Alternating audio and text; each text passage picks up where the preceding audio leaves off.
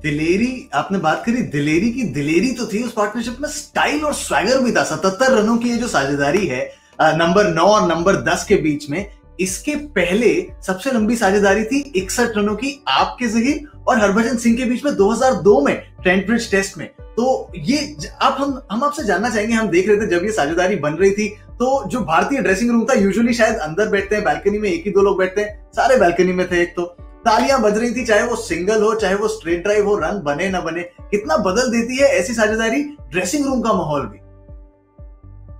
जी बिल्कुल, आपने तो देखा माहौल ड्रेसिंग रूम का, क्या हमारे स्टूडियो का भी माहौल आज चेंज बदला हुआ है पूरा।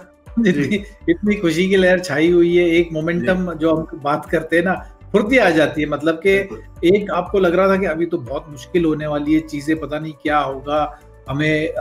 कप्तान कोहली भी, कोच साहब भी हमारे सोच रहे होंगे कि अब कैसी फील्ड सेटिंग होनी चाहिए, क्या रणनीति होनी चाहिए, क्या कितने ओवर हमें डालने मिलेंगे इंग्लैंड को, और इंग्लैंड के लिए कितनी आसानी या कितनी डिफिकल्टी हम कर सकते हैं। तो उस नजरिए से अगर आप देखोगे, अब वो सारे ख्यालात पूरे बह गए ना, क्योंकि अभी आपको पता है कि इंग्लैंड के लिए बहुत मुश्किल है। 65 ओवर का गेम बचा हुआ है अभी इस वक्त है, तो 65 ओवर के हिसाब से अगर आप चलो 60 ओवर के हिसाब से भी लगाते हो तो 4 रन प्रति ओवर हमने देखा अब इस विकेट पे उतने आसानी से नहीं आएंगे, अनलेस कि आप कुछ रणनीति में गलती करो, जैसे कि रूट ने किया। तो इस सेशन में 4 रन और प्रति रन आए जरूर, लेकिन जब भारत गेंदबाजी कर रहा होगा, नए बॉल से गेंदबाजी कर रहा होगा, तो उस फ्लो में आप नहीं कर सकते। तो अब प्रेशर इंग्लैंड के ऊपर है कि अगर भारत डिक्लेयर करता है, उनके पास वो भी ऑप्शन है, वो देखना होगा लंच के बाद किस डायरेक्शन में जाते। तो अभी इस वक्त मतलब भारत के पास मजबूत पकड़ है गेम के ऊपर, और वो डिसाइड कर सकते हैं कि डिक्लेयर करना है कि और बल्लेबाजी करनी है, कितने ओवर इंग्लैंड को बल्लेबाजी करानी है। तो मतलब आप एक कंफर्टेबल पोजीशन में आप टेस्ट मैच में पहुंच गए हो। ये मजबूत पकड़ बनी कैसे? लेकिन बनी इसी साझेदारी की बदौलत जिसकी हम बात करते आ रहे हैं शुरुआत से। 77 रनों की साझेदारी दोनों मोहम्मद शमी और जसप्रीत बुमराह के बीच, और ये साझेदारी कई बार ज़हीर होता है जब नंबर 8, 9, 10, 11 बल्लेबाजी करते हैं, एज लग जाएगा, आप कहते हैं कई बार हिंदी में लप्पे लगा दिए। वो यहाँ पर प्रॉपर शॉट्स थे, जैसा मैंने पहले कहा कि वो फ्लेक्स कर रहे थे, कवर ड्राइव मारकर एल्बो उठा रहे थे। जसप्रीत बुमराह की 2 स्ट्रेट ड्राइव्स, दोनों इतनी स्ट्रेट थी कि स्टंप्स को लगी। कितना प्रभावित आप उनकी बल्लेबाजी से, जिस तरीके से उन दोनों ने बल्लेबाजी करी बाहर। मैं समझता हूँ एप्लीकेशन बहुत अच्छा था, मतलब विकेट पे डटे रहने की किसी भी कीमत में, वो एक जो चाह थी वो बहुत ज्यादा स्ट्रांग नजर आई।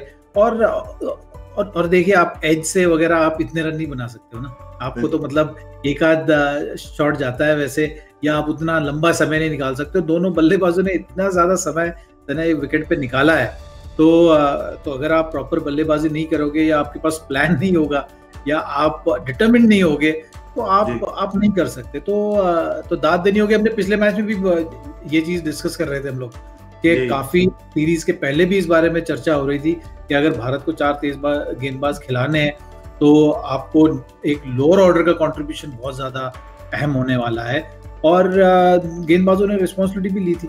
तो अगर उतना काम किया है तो एक मैच में नजर आया, उसके बाद अब ये जो इसकी टाइमिंग है, जब टीम को सख्त जरूरत थी उस मुकाम पे ये चीज हासिल कर पाए, तो इससे अच्छी बात तो हो ही नहीं सकती। अगेन मैं समझता हूँ कि ये एक ओवरऑल आप कह सकते हो कि जो प्रोसेस या प्लानिंग जिस तरीके से टीम अप्रोच कर रही है, ये उसकी एक मिसाल है कि ये आपको ये उसका रिवॉर्ड आज देखने मिला।